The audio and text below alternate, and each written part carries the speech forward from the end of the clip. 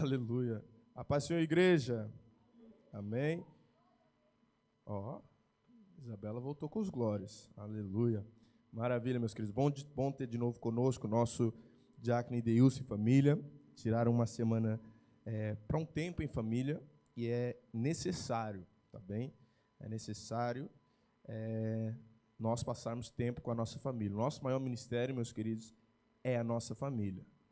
De nada me serve eu ser um grande pastor e eu não consigo liderar nem a minha própria casa.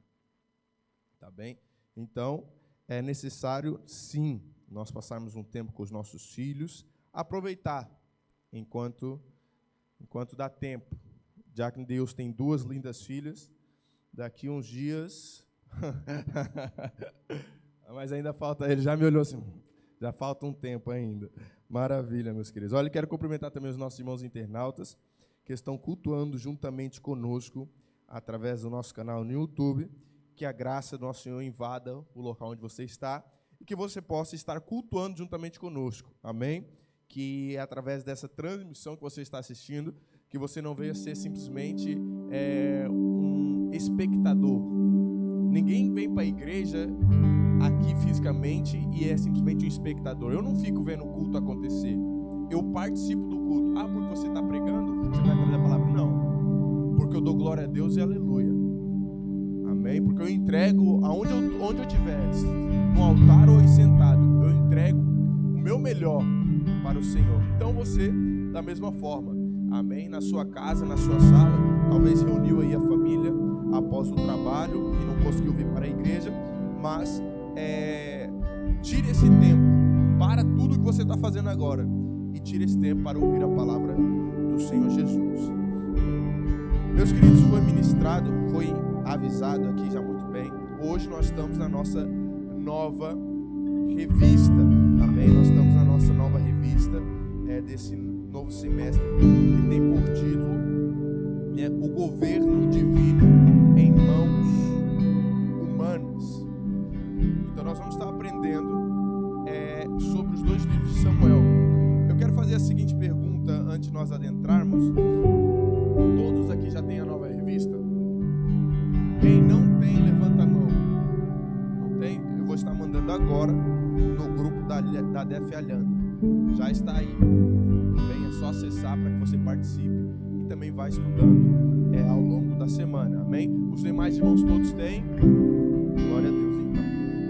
Meus queridos, olhem, a primeira lição é uma lição informática, por assim dizer.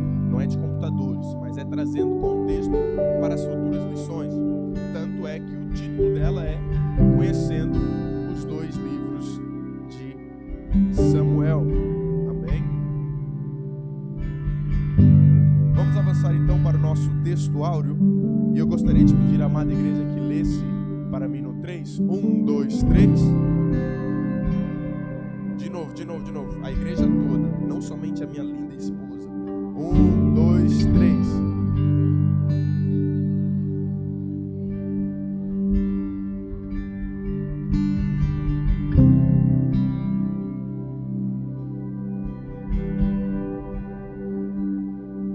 Aleluia. Vamos avançar então para a nossa verdade prática.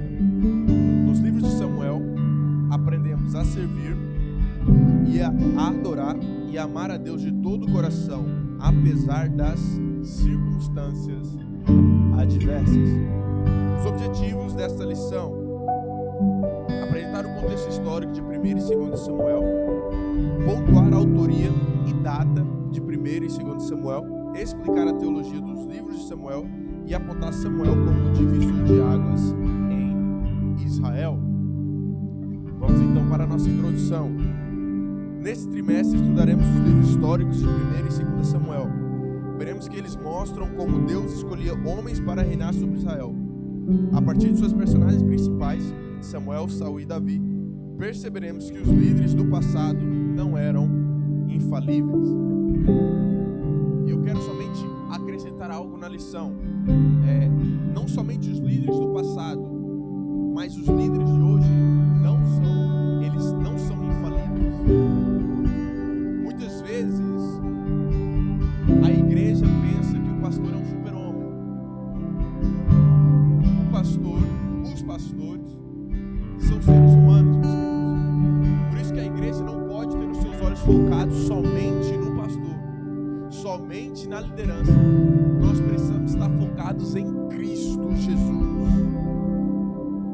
O pastor, ele é o pastor Roger, o pastor Danilo, a pastora Mayla, que é a liderança local aqui da igreja, é de carne e osso, cansa igual todos, se estressa igual todos, chora igual todos, se alegra igual todo mundo, fica triste igual todo mundo. Então por isso que a igreja não pode ter a sua vida espiritual baseada no seu relacionamento somente com o pastor. Tem muita gente que cria os alicerces da sua vida espiritual no seu líder. Aí na primeira vez que o líder corrige ele,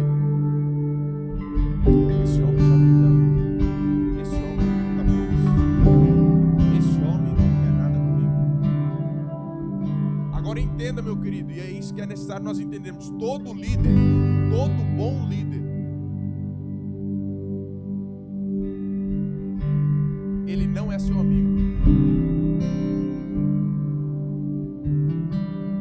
Todo bom líder, ele não é seu amigo. Por quê, pastor? Porque todo bom líder, ele vai falar a verdade para você, mesmo que isso te doa. Mas porque ele quer me magoar? Não, porque ele quer o seu bem. E muitas das vezes, amigos não conseguem ser transparentes uns com os outros, com medo de magoar o amigo. Todo bom líder, na maioria das vezes, ele não necessita ser seu amigo.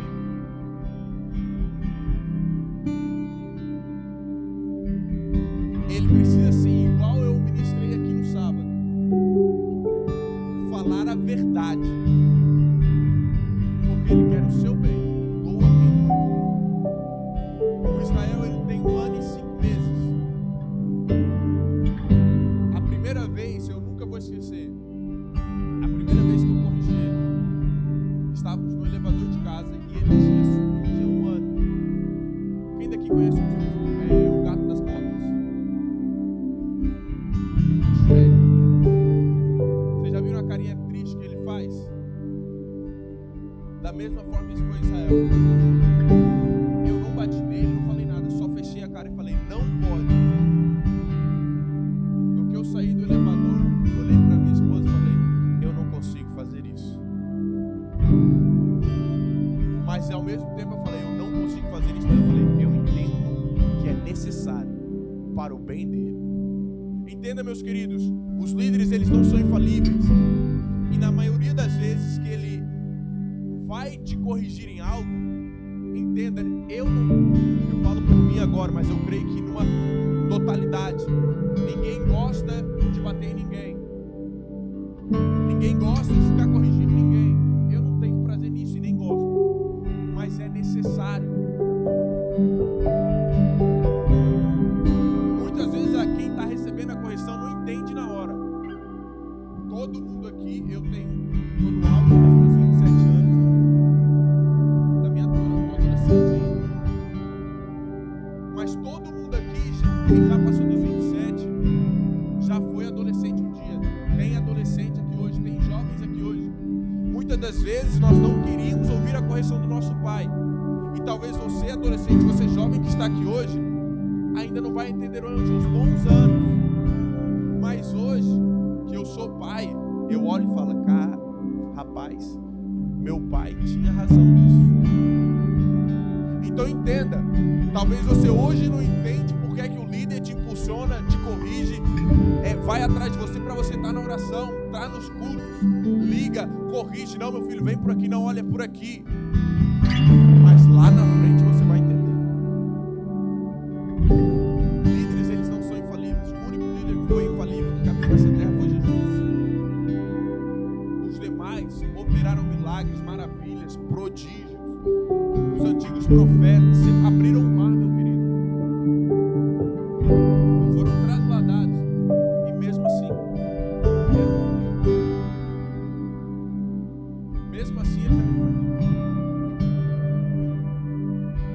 avançar. Primeiro tópico da lição de hoje. Contexto histórico de 1 e 2 Samuel. Queria pedir à amada igreja para estar lendo a originalidade de Samuel no 3. 1, 2, 3.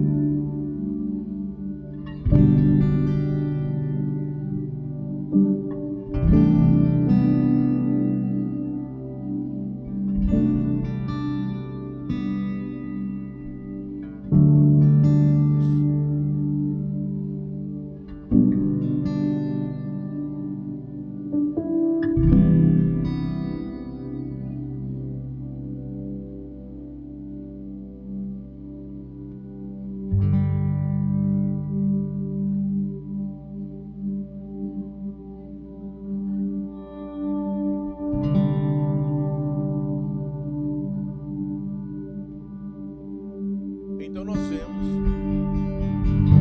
tal como nós temos aprendido, os livros de Samuel não são simplesmente um conto histórico, são a palavra de Deus para as nossas vidas, indispensável ao nosso ensino.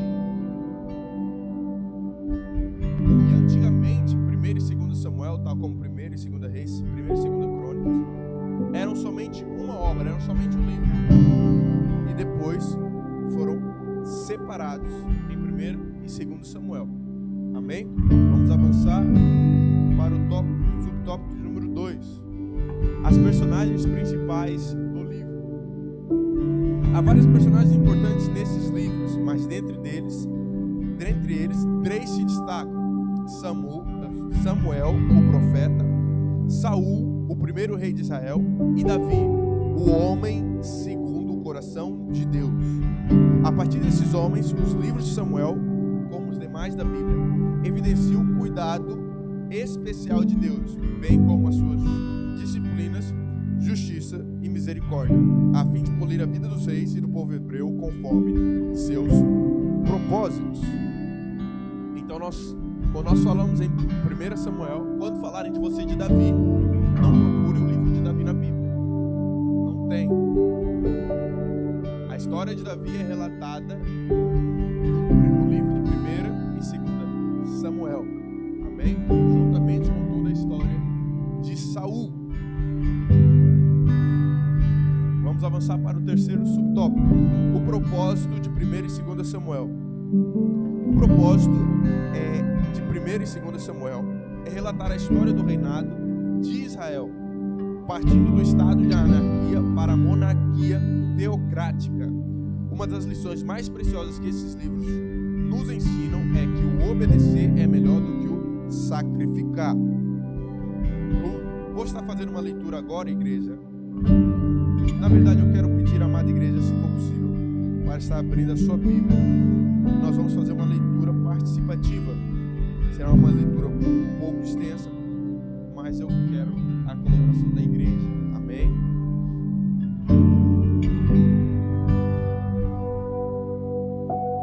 1 Samuel 8, capítulo de número 8. 1 Samuel, capítulo de número 8. Karen, é possível projetar no telão? Sim? Então eu vou estar lendo os números pares e a igreja vai estar lendo os números ímpares. Amém? 1 Samuel 8, capítulo de número 4. Eu estarei fazendo a leitura e a amada igreja estará fazendo a leitura dos números ímpares. Então todos os anciãos de Israel se congregaram e vieram a Samuel a Ramá.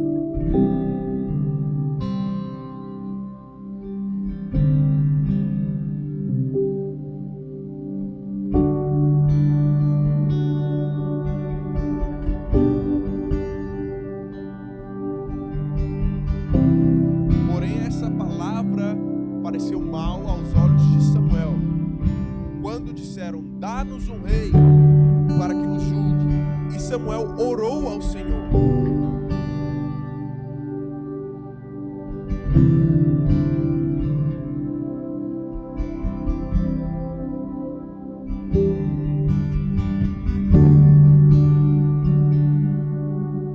Conforme todas as obras que fez, desde o dia em que o tirei do Egito até o dia de hoje, pois a mim me deixou e a outros deuses serviu, assim também te fez a ti.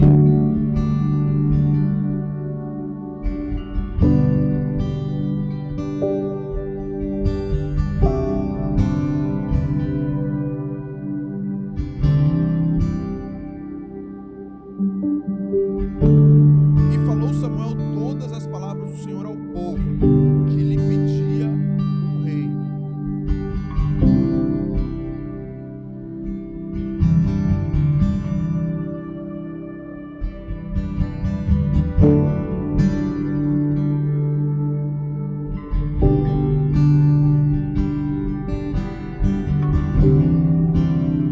E os porá por príncipes de milhares e por cinquentenários, e para que lavrem a sua lavoura e seguem a sua cega, e façam as suas armas de guerra e os petrechos de seus carros.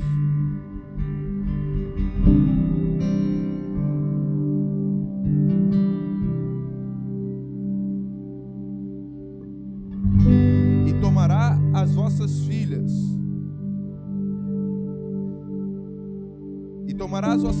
para perfumistas, cozinheiras e padeiras.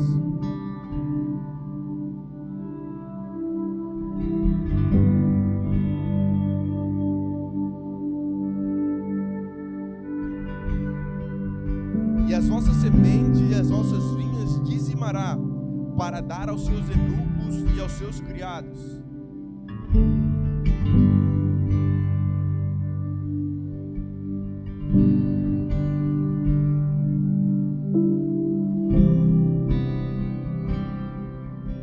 Dizimará o vosso rebanho, e vós lhe servireis de criados.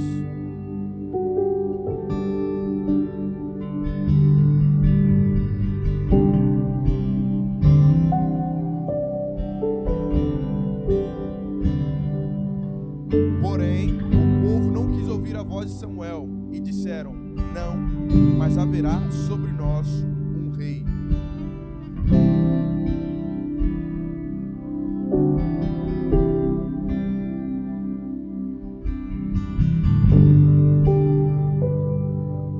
Somente até aqui.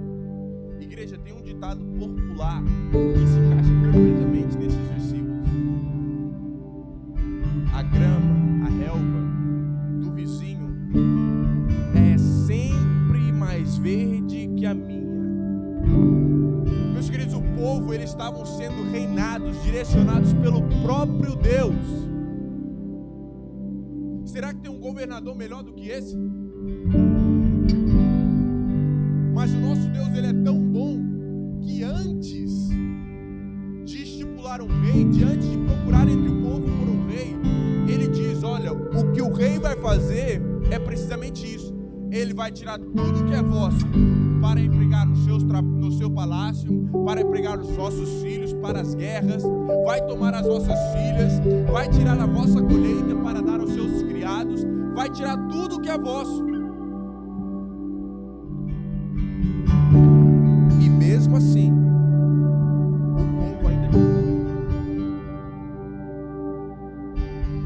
No versículo 18 diz: então naquele dia clamareis por causa do vosso rei, que vós houverdes escolhido, mas o Senhor não vos ouvirá naquele dia.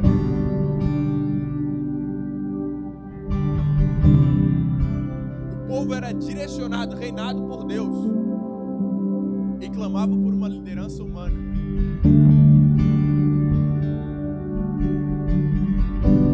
Entenda, não existe e nunca houve, nunca haverá nenhum líder melhor do que o nosso próprio Deus. Por isso que uma das lições mais preciosas que nós aprendemos nesses livros de Samuel é que obedecer é melhor do que sacrificar. Por quê, pastor? Todos nós hoje já conhecemos a história, conhecemos o que aconteceu com Saul, a guerra civil que se instalou em Israel na altura. O povo não fazia ideia do que estava por vir, mas que isso sirva de um alerta para nós. Obedecer é melhor do que sacrificar. Se o povo tivesse obedecido, Samuel ainda atentou pela, olha gente, vocês não sabem o que vocês estão pedindo. E a Bíblia nos alerta: credes em Deus e sereis salvos. Credes em vossos profetas e sereis prósperos. Samuel estava alertando o povo. Por isso que eu disse, meus queridos, Samuel, muitas das vezes, maioritariamente, um profeta de Deus, um homem de Deus, um líder que é direcionado por Deus, tem que ter essa coragem. Samuel, ele não debateu somente com uma pessoa. Samuel não foi simplesmente e falou: olha, não é melhor, não vai por aqui não. Ele falou à nação, ao povo inteiro. Falou: olha, o que vocês estão pedindo é coisa errada.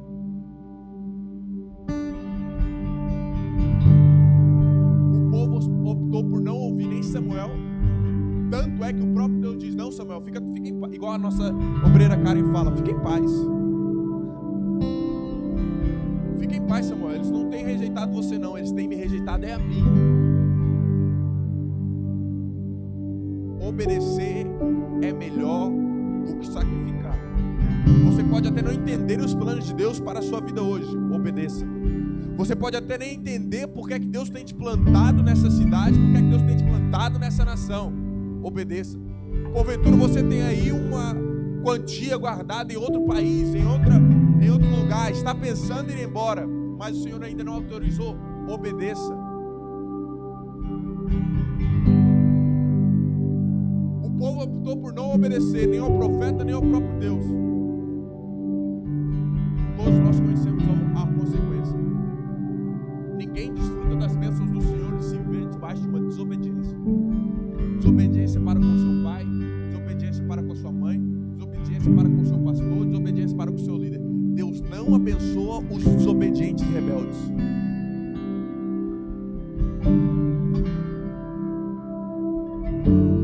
Deus, ele lida com o povo obediente. Vamos avançar, síntese do tópico de número 1.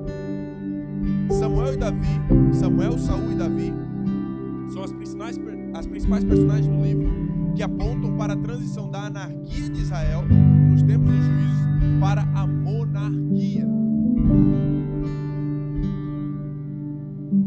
Subtópico de número 2, autoria e data.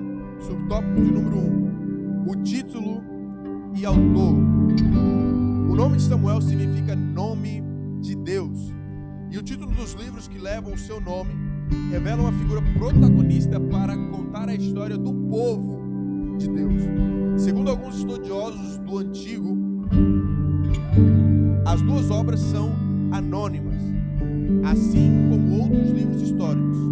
Entretanto, de acordo com os capítulos 1 ao 24 de 1 Samuel, o filho de Ana pode ser apontado como autor, e os demais capítulos atribuídos aos profetas Natã e Gade.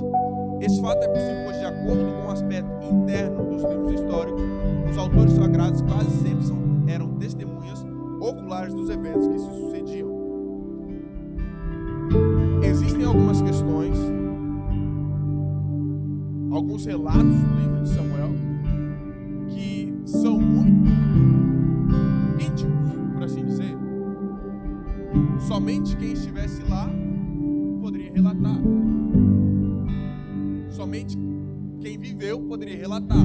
Por isso que, segundo os estudiosos, eles afirmam que dos capítulos 1 ao 24 de 1 Samuel são mais imersivos em primeira pessoa. Somente poderia ser o próprio profeta Samuel escrevendo o livro. A data dos livros. Os estudiosos apresentam as datas entre 1100 e 970 a.C. Essa data marca os acontecimentos históricos desde o nascimento de Samuel ao término do reinado de Davi. Assim cresce que Samuel nasceu em aproximadamente 1100 a.C. e começou a exercer a função de líder provavelmente no ano 1070, depois de 5 anos que o sacerdote Eli havia morrido. Os especialistas do Antigo Testamento afirmam que o reinado de Davi foi entre 1010 e 970 a.C. Assim, podemos avaliar que o período geral dos livros de 1 e 2 Samuel é de aproximadamente 130 anos. Amém? Samuel começou a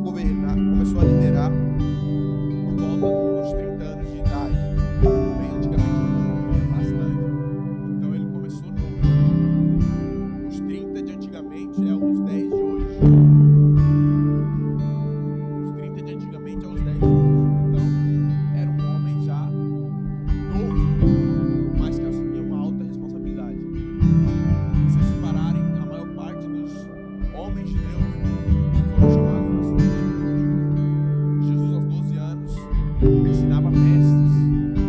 Então, a minha esposa tem uma palavra a qual ela pesquisou sobre e me chamou muita atenção.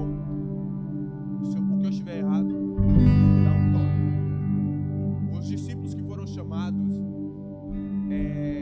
tem aquela passagem em que Jesus ordena um discípulo para ir ao rio buscar a moeda da boca do peixe para pagar os impostos. E os impostos na altura eram pagos. Quem tinha que pagar os impostos na altura era somente quem tinha acima de 21 anos e que tivesse, fosse maior de idade, por assim dizer, 21 anos. E Jesus pede a Pedro para ir buscar somente 2 moedas, a de Jesus e a de Pedro. Então nós entendemos que todos os apóstolos, os discípulos, que caminharam com Jesus, que mudaram a história da humanidade, eram pessoas abaixo dos 20 anos. Eram jovens abaixo dos 20 anos. Então entenda, jovem, Deus ele tem um propósito com a tua vida. Às vezes a gente acha que na nossa juventude nós não sabemos nada, e realmente não sabemos. Se você pensou que eu iria dizer não, às vezes a gente não sabe nada. Mas o nosso Deus, ele nos capacita. Entenda, jovem, o tempo que você tem livre hoje, gaste verdadeiramente vivendo para Cristo. Eu hoje olho para a minha vida com aquele terremoto santo, casado, e vejo que eu não tenho nem metade do tempo que eu tinha nos meus 18, 19 anos. Pelo simples fato de só um exemplo. Os jovens nos dias de hoje terminam a escola, fora as férias que eles têm ao longo dos anos, tem 3 meses de férias. O adulto que trabalha tem 1 mês e não é seguido, é faseado ao longo do ano.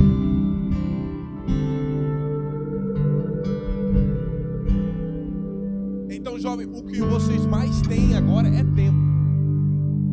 Mas entenda, invista esse tempo nas áreas certas da sua vida.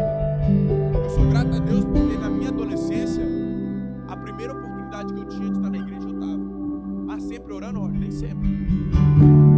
Mas se tinha alguma coisa para revirar no computador do avesso, estava lá eu, agora o pastor Everson, estava lá eu e o jovem Everson, no auge dos 18, 19 anos. Se precisava fazer alguma coisa, meus queridos, a gente revirava a igreja de ponta cabeça. Precisava melhorar o som, a gente revirava a caixa de som. Precisava melhorar a transmissão, queria fazer alguma coisa, revirava. Não tinha os recursos necessários, mas a gente fazia as coisas acontecer. Revirava a igreja, revirava os computadores, ia para a igreja de manhã simplesmente para estar lá na igreja orando. Sempre que havia possibilidade, e uma das orações mais sinceras que nós os 4 fizemos, foi no templo sede, em uma tarde que nós não tínhamos compromisso nenhum. Vamos para a igreja? Vamos. O pastor Everton pegou seu violão, começou a tocar, louvar, e aquele lugar a glória do Senhor inundou aquela igreja de uma maneira tão tremenda, que a oração mais sincera que eu creio que todos nós fizemos foi naquele ambiente, em que nós oramos de tal maneira que as palavras simplesmente saíam das nossas bocas, que nós nem tínhamos consciência do que nós, assim, entre aspas, não tínhamos consciência do que nós estávamos falando. Era o próprio Espírito Santo colocando as palavras em nossas bocas. Então, jovem, você que tem a oportunidade hoje, pastor, eu não tenho a chave da igreja, está aqui. Quem precisar, a chave está aqui. Mas gaste a sua vida, gaste o tempo que você tem hoje fazendo devocionais. Não precisa ser sozinho, a igreja tem tantos jovens. Reúne os jovens da igreja e vem para a igreja orar. Está tendo oração terça e quinta-feira de manhã, vem para a igreja orar. Vocês que estão de férias, mesmo se vocês vierem às 10 para a oração, 11h30 a oração já está terminando, que o nosso diácono Pablo depois tem que ir para o seu trabalho, vocês ainda vão ter o dia todo livre para fazer o que vocês quiserem. Jovens, invistam o vosso tempo. O recurso mais valioso que qualquer pessoa tem para investir não é o dinheiro.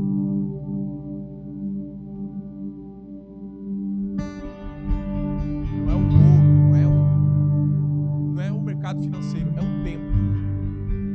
É o recurso mais valioso que você tem para investir na sua vida. Então escolha as áreas certas para você estar investindo. Amém? Vamos avançar para o subtópico de número 3.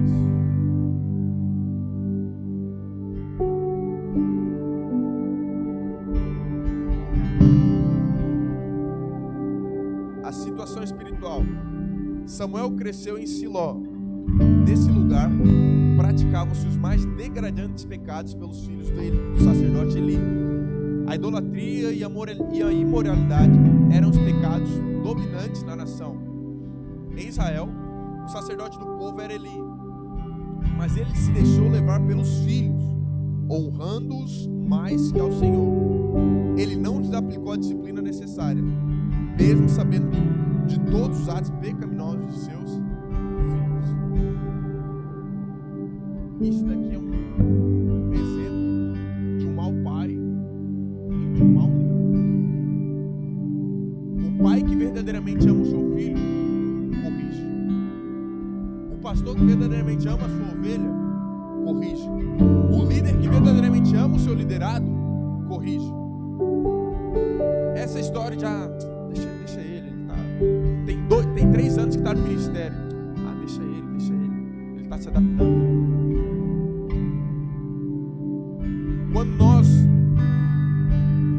como pais, como líderes, como pastores, nos isentamos de aplicar a correção do liderado, da ovelha, do nosso filho, nós estamos decretando a sua morte. A correção a pessoa pode até não entender, mas a correção livra a pessoa da morte. Aconteceu com Eli.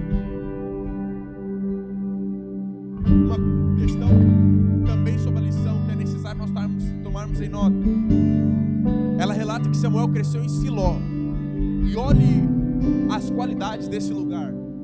Nesse lugar praticavam-se os mais degradantes pecados. Agora entenda, Samuel, ele não foi um adolescente então privilegiado.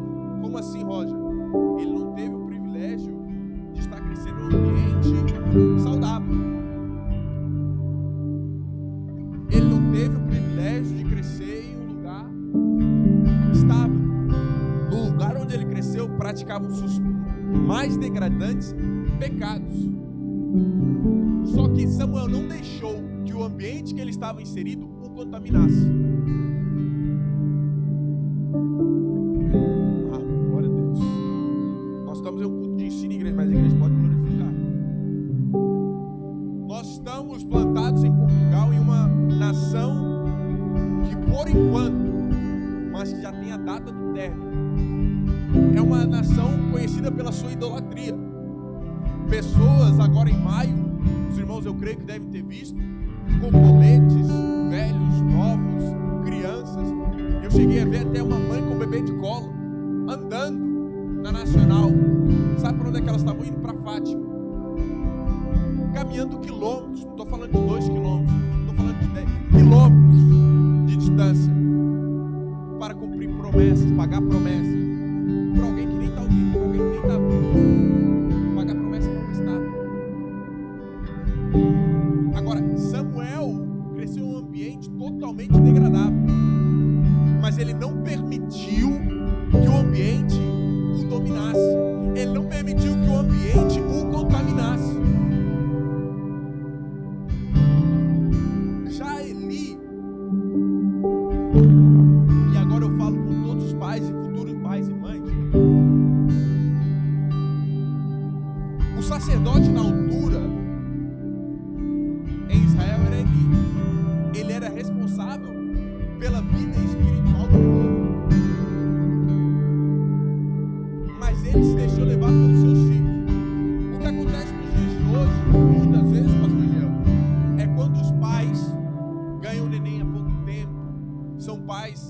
Da mesma forma que existem recém-nascidos, existem também os recém-pais. E mal tem os seus filhos, a frequência na igreja, não estou dizendo ali no primeiro mês de vida, mas logo após o primeiro mês de vida diminui, a frequência diminui. Ah, pastor, o senhor sabe, o senhor sabe das dificuldades. Criança recém-nascida, não dorme de noite. Eu fui pai tem 1 ano, meus queridos. A minha frequência na igreja não diminuiu, ela aumentou. Pastor, porque eu sei o que eu quero plantar dentro do meu filho. Tem muitos pais que usam os filhos como desculpa para não vir na igreja. Quando o filho está lá dormindo a sesta das 6, 7 horas da tarde, o pai está lá com a mão na barriga, coçando, vendo televisão, vendo que não presta. E o filho está lá dormindo. Então, meus queridos, independentemente, uma coisa que é estudada e aprovada pelos cientistas, coloque uma rotina no seu filho. Eu apoio essa ideia. Israel tem uma rotina, 10 horas ele vai para a cama. Mas como que o senhor faz, pastor, no dia de culto? Chega em casa, dou o jantar, dou o banho nele e depois ele dorme. Mas nenhuma rotina é melhor do que a rotina dele estar presente na igreja. Seja na oração, seja na consagração das mulheres, seja no evangelismo, seja no ensaio, seja em qualquer hora que for. Eu e minha esposa, nós íamos para a casa do Senhor. Ele fica comigo no culto, fica com ela. Os irmãos viram hoje. Ele ficou comigo o tempo todo no culto. A minha esposa estava dirigindo o trabalho. A troca dele foi em cima do altar. Os pais e os futuros pais e mães precisam se alertar para isso.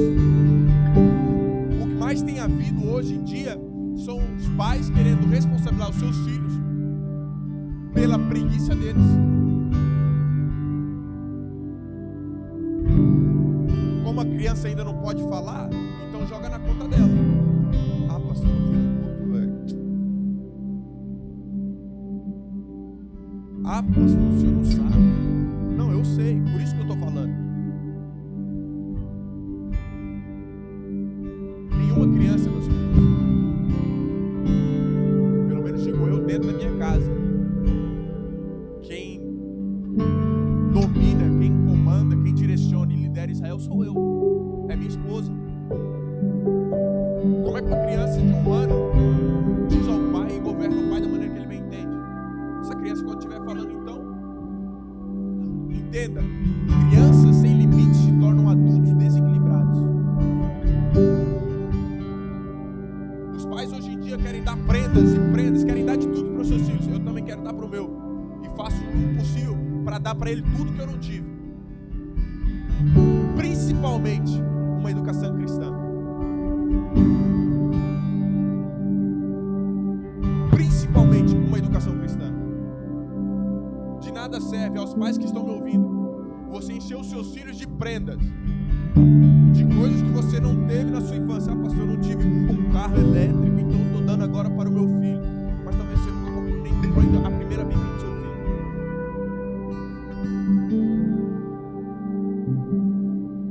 Tem condições, revira o mundo para comprar um carro de 170, 180 euros.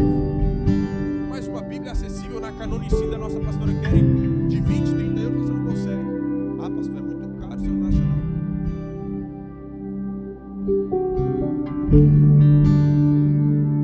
Não seja como Eli, meus queridos. Os jovens que estão aqui serão pais e de muitos filhos. Ó, pastor Léo. E de muitos filhos. Esforços para quando vocês tiverem os nossos filhos. Claro, tem aquele tempo de repouso da mulher, eu entendo perfeitamente, mas ela também usou. Mas é assim que foi liberado. Eu não queria nem saber. E em casa, nós no hospital, estávamos ouvindo louvores, colocava o culto para Israel ver. O tempo que ela ficou de repouso foi cerca de 3 semanas, 1 mês. Israel não perdeu um culto. Como tinha transmissão, colocávamos ele para assistir. Invista na educação do seu filho. Vamos avançar que o tempo já foi. Síntese do tópico 1, do tópico 2. Em Israel, a idolatria e a imoralidade eram os pecados dominantes no povo. Tópico número 3, a teologia nos livros de Samuel. Subtópico número 1, profecias cumpridas. Eruditos concordam que há ensinos robustos na estrutura textual dos livros de 1º e 2º Samuel. Por exemplo, profecias cumpridas na história e mudanças que ocorreram na estrutura social da nação em 1 Samuel 7 e 12 e 2 Samuel 17. 1 Samuel 7 e 12 e 2 Samuel 17. Em 1 Samuel, vou só contar aqui um resumo, também para nós não abrirmos, porque o tempo já foi.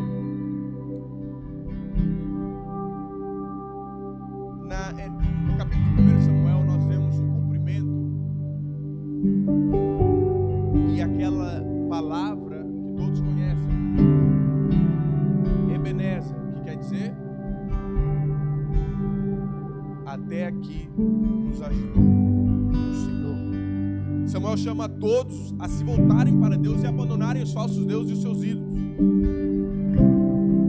Depois tem uma batalha, o povo vence a batalha e então Samuel ergue uma pedra chamada Ebenezer. Nós vemos em 1 Samuel 12 que Samuel já estava idoso, faz um discurso de despedida após a escolha de Saul como rei.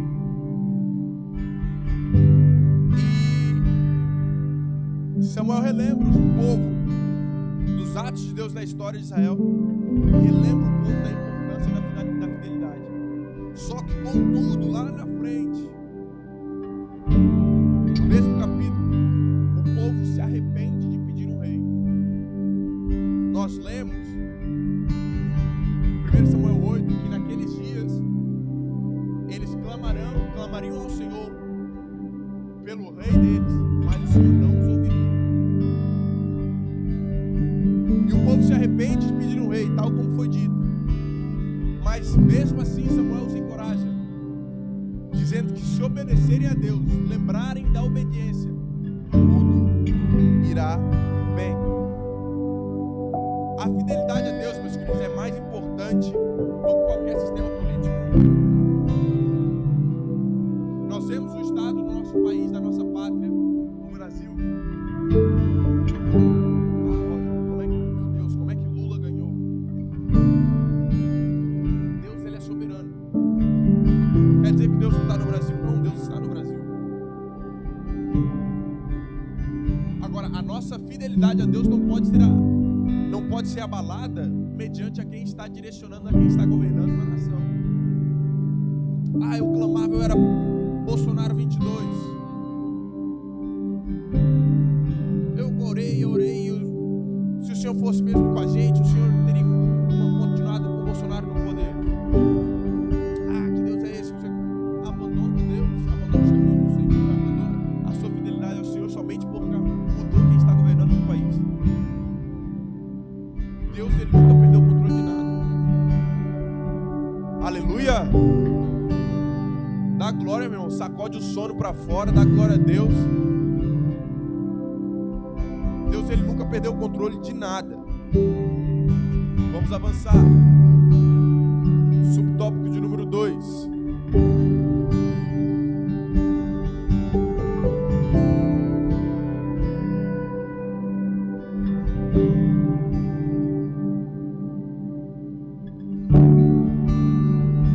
Subtópico de número 2 diz: em busca de um rei.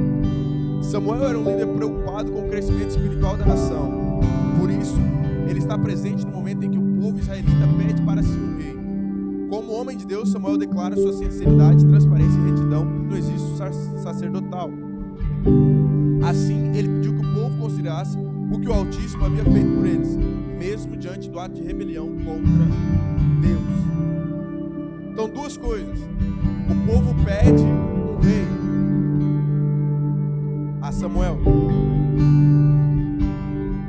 Agora entenda uma coisa, isso daqui há cerca de 1 ano, 2 anos, eu trouxe uma palavra sobre isso na série, que talvez muitas pessoas nem entenderam ou se atentaram para isso. No Antigo Testamento, quem podia ser ungido com o azeite da unção eram somente 3 tipos de pessoas. Quantas pessoas? Quantas pessoas? 3 tipos de pessoas: sacerdotes, reis e profetas, em alguns casos. Agora vamos ver uma coisa. A história de Samuel, de Davi. Samuel chega à casa de Jessé e vê os filhos mais velhos. Eliabe, por aí vai. Samuel, ele pensa que é o mais forte, mais bonito e aquela coisa toda. Vocês já conhecem a história. Depois ele pergunta se há outro filho. Jessé diz: ainda tem um menor que está cuidando das ovelhas, e manda chamar Davi. A Bíblia diz em Samuel, 1 Samuel,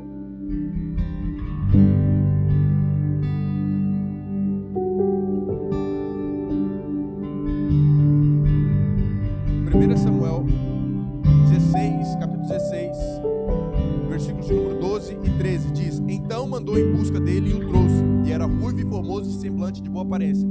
E disse o Senhor: levanta-te e unge-o, porque este mesmo era. Então Samuel tomou o vaso do azeite e ungiu no meio dos seus irmãos. E desde aquele dia em diante o Espírito do Senhor se apoderou de Davi. Então Samuel se levantou e se tornou a Ramá. Hoje a gente entende porque a gente sabe a história. A gente está fora da perspectiva que é inserida aqui. Mas todos aqueles que estavam ali em volta, Samuel sabia para que estava ungindo Davi. Só que Davi não sabia para que estava sendo ungido. Os irmãos de Davi não sabiam que ele estava sendo ungido a rei. O pai de Davi não sabia que ele estava sendo ungido a rei. Ninguém sabia. Sabia que Samuel tinha ungido Davi. Mas para quê? Isso me chamou muita atenção, porque hoje em dia, Diácono Deus, tem muitas pessoas paradas na casa do Senhor dizendo que não sabe qual é o seu propósito. Não sei qual é a minha missão, não sei qual é o meu propósito. Entenda uma coisa: ninguém descobre o seu propósito parado. O propósito se descobre na caminhada. Pastor, eu não sei se eu fui chamado para pregadora, eu não sei se eu fui chamado para pregador, eu não sei se eu fui chamado para pastor, eu não sei para que eu fui chamado. Por isso você vai ficar parado? Olha, venha para a igreja, venha para o culto, olha, venha limpar a igreja. Quanto mais você se envolve com a obra, mais Deus revela o seu plano para a sua vida. Deus, ele não se envolve com ninguém parado. Deus não se envolve com ninguém que está estagnado. Tudo isso tem a ver com os 2 dias mais importantes da vida de qualquer ser humano, de qualquer pessoa. Quais são esses dias? O dia do seu casamento? Não. O dia do cumprimento do seu sonho? Não. O dia do cumprimento da sua promessa? Também não. O dia que você nasceu e o dia que você descobre por que você nasceu. O nosso propósito só é revelado na caminhada com o Imperador Fred. Tem muita gente que vem para a igreja, ora 2, 3 vezes, 4, 5 vezes: Senhor, mostra qual é o seu plano, mostra qual é o seu plano. Mas ele não se envolve com a obra. Ele não se envolve com a igreja. Deus, ele só revela o seu plano, o seu propósito mediante a caminhada que você vai trilhando. Quanto mais você caminha, quanto mais passos você dá, mais o Senhor vai revelando o seu plano e propósito sobre a tua vida. Davi foi ungido. Ele não sabia para quê, mas permaneceu caminhando. Davi não sabia se ia ser rei, sacerdote ou profeta, mas ele permaneceu caminhando. Não queira simplesmente um resultado se você não tem entrega hoje. Tem muita gente querendo o resultado do cumprimento das profecias e das palavras e das promessas, mas tem um total de 0 entrega. Nós nunca nos tornaremos aquilo que Deus quer que nós sejamos, baseado somente no que Deus pode fazer. Deus não se envolve com gente preguiçosa. Deus não se envolve com gente que está parada, que não quer se mobilizar para nada. Vamos avançar. Os alicerces da dinastia davídica. No capítulo 7 de 2 Samuel, ao estabelecimento profético da dinastia de Davi. Elas surgem pela ordem do Senhor. A Bíblia mostra que não obedecer à vontade de Deus levou muitos reis a tornarem-se escravos, deportados e depois assassinados, como aconteceu com Joaquim e Zedequias. Assim, a quebra da aliança no período monárquico trouxe graves consequências para o povo de Deus. O templo foi destruído, assim como as muralhas da cidade, e os israelitas foram humilhados em terras distantes. Os alicerces da dinastia davídica. Meus queridos, um dos maiores alicerces que todos hoje conhecem, quando falamos de Davi, Davi era um homem segundo o coração de Deus. Mas quando nós olhamos para a história de Davi, nós vemos que em meio à sua história existe um adultério, existe um homicídio. Como é que um homem segundo o coração de Deus ele faz essas coisas? O fato de Davi ser um homem segundo o coração de Deus não significa que Davi era perfeito, porque ele não era, mas sim que ele tinha um coração totalmente voltado para Deus. Davi, ele tinha uma fé verdadeira, ele confiava em Deus de todo o seu coração desde jovem. Não foi à toa que ele matou um jovem, matou um urso, um leão. Hoje em dia nem se tem aí às vezes umas trends, umas coisas assim. Um homem contra 1000 gorilas, um homem contra 100 leões. Nem se juntar 100 homens contra um gorila, 100 homens contra um leão. O leão dizima todos. Agora um jovem de 14 anos, com as próprias mãos, matou um urso e um leão. E isso não é baseado na força dele. Nós na segunda-feira tivemos ali a aula inaugural do curso teológico, e o pastor Antônio falou uma coisa muito forte, que o nível da nossa fé é baseado no quanto nós conhecemos da palavra, no quanto nós conhecemos de Deus. Davi, ele tinha essa força toda porque ele conhecia o Deus que ele servia. Davi, ele tinha essa fé toda porque ele conhecia o Deus que ele servia. Às vezes nós não temos fé para nada, é porque nós não estamos conhecendo o suficiente da palavra. Davi, ele era humilde e arrependido. Davi, ele pecou gravemente. No caso de Batseba e Urias, como nós sabemos. Só que ele se arrependeu de forma verdadeira. Em Salmo 51, 10 diz: cria em mim um coração puro, ó Deus, e renova dentro de mim um espírito estável. Tem muita gente que peca, cooperador Gabriel, e depois não se arrepende, tem remorso. Como assim, pastor? Peca hoje, chora no culto hoje à noite, amanhã de tarde está no mesmo pecado. Isso não é arrependimento. O arrependimento, quando ele é genuíno, gera uma transformação dentro de nós, gera repúdio, gera um nojo pelo pecado. Isso é um arrependimento verdadeiro. Davi, ele buscava fazer a vontade de Deus, independentemente dos seus erros, das suas falhas. O desejo principal de Davi era obedecer e agradar a Deus. Um dos salmos mais bonitos que Davi escreveu, Salmos 40, versículo número 8, diz: tenho prazer em fazer a tua vontade, ó Deus meu, sim, a tua lei está em meu coração. Davi, ele reconhecia a soberania de Deus. Ele sabia que ele governava Israel, mas quem verdadeiramente governava sobre ele, sobre o reino de Israel, era o próprio Deus. Davi, ele sempre glorificava a Deus pelas suas vitórias e pelas suas conquistas. E Davi, ele era, isso foi o que mais me chamou a atenção, Davi, ele era sensível à correção. Tem muita gente que, se é corrigida, fecha a cara, torce o bico, faz cara feia. Mas quando ele foi confrontado pelo profeta Naamã, Davi não resistiu. Davi não ficou na defensiva, ele não ficou inventando desculpas. Ele se quebrantou. Davi, ele se quebrantou. Isso coração sensível à correção de Deus. Davi é o exemplo de alguém que pode errar, se arrepender, ser transformado e ainda assim agradar a Deus. Síntese do tópico de número 3. Deus é quem dá ordem ao rei, ao povo, ao profeta. É quem exalta, escolhe e abate, pois Ele é soberano. Deus é quem escolhe o presidente. Deus é quem escolhe o primeiro-ministro. Deus é quem escolhe o seu pastor.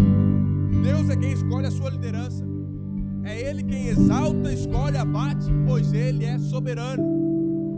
Nosso pastor presidente, ele diz sempre agora na festa da gratidão que acontecem as mudanças. Cada um tem o pastor que merece. Meu Deus. Cada um tem um pastor que merece. Não reclama com o presidente, não reclama com o seu pastor local. Vai orar. Se vocês não estão gostando que eu esteja aqui, vai orar. Se vocês não estão gostando que a pastora Marla está aqui, vão orar. Não posso fazer nada. Eu sei quem me colocou aqui. Amém? Tópico de número 4. Samuel, o divisor de águas. Um momento de crise espiritual. Samuel aparece no cenário bíblico. Meu Deus.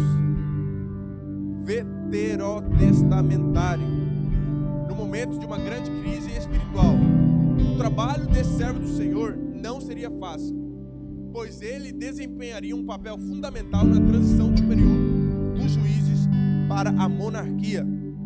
Assim, ele orientou o povo a promover a construção de uma unidade nacional e espiritual. O profeta, juiz e sacerdote Samuel foi o homem a quem Deus escolheu para falar, julgar e representar a nação de Israel, o povo escolhido por Deus. Meus queridos, entenda logo de início. O cristão, você que está aqui, você que está me assistindo neste momento, o cristão não tem tarefa fácil. Ponto. Se você quer tarefa fácil, está no lugar errado. Outra coisa que o pastor Apolo falou na segunda-feira, que eu já gravei. Tem muito cristão que vem atrás de Deus esperando felicidade. Esperando somente as promessas. Está no lugar errado. Deus, ele não está preocupado com a sua felicidade. Ele está sim preocupado em revelar a sua missão e o seu propósito aqui na terra. A felicidade é consequência de quem vive a missão e o propósito de Deus. Ponto. Ponto. Final parágrafo. Vamos avançar que a hora já foi. O líder Samuel. Samuel fechou o ciclo dos juízes. Ele contribuiu grandemente para a nação de Israel, ao estabelecer os alicerces do ofício profético, preservar o sacerdócio e estruturar a base espiritual do sistema monárquico. Com Samuel, aprendemos que a chave para alcançar estabilidade e prosperidade no ministério é confiar em Deus e depender do seu favor. Na lição de sábado eu ministrei e falei, para terminar e passar para o nosso pastor Eliel. Quando o líder depende da sua experiência com Deus, ao invés de depender da presença de Deus no seu ministério já alcançou um fracasso. Tem muitas pessoas que, por saberem pregar, hoje em dia tem até curso de como se portar em cima do altar, de como passar uma presença. Tem curso de fala e é tudo ótimo. Mas quando nós trocamos isso pela presença de Deus, nosso ministério já foi fracassado. Com Samuel, nós aprendemos que a chave para alcançar estabilidade ministerial, prosperidade ministerial, é confiar em Deus e depender somente e exclusivamente, não das suas habilidades, não do que você pode fazer, não do quão bem você sabe pregar, não do quão bem você sabe cantar, mas do favor de Deus nas suas mensagens, do favor de Deus quando você for louvar. Somente isso faz a diferença. síntese do tópico de número 4. Um momento de crise marcou o surgimento do profeta Samuel em Israel. Momentos de crise são momentos de oportunidades. Às vezes a gente está em uma crise, seja no trabalho, seja na nossa família, seja talvez até mesmo na igreja. Em vez da gente aproveitar a oportunidade para fazer a diferença como Samuel fez, a gente se junta aos reclamões, aos murmuradores, aos questionadores. Toda crise é um momento de oportunidade para nós estabelecermos um relacionamento mais profundo com o Senhor Jesus. Amém? Assim eu agradeço a minha oportunidade e passo de volta para o nosso pastor Eliel. Então vamos somente ler a conclusão. Os livros de 1 Samuel e 2 Samuel apresentam a narrativa histórica da transição dos períodos dos juízes para a monarquia dinástica. As muitas histórias apresentadas nesses livros revelam os erros e os acertos dos líderes humanos, mas ao mesmo tempo revelam o quanto Deus trabalha pelo seu povo. Amém, meus queridos? Assim eu agradeço a minha oportunidade. Estarei orando e estarei passando para o nosso pastor Eliel.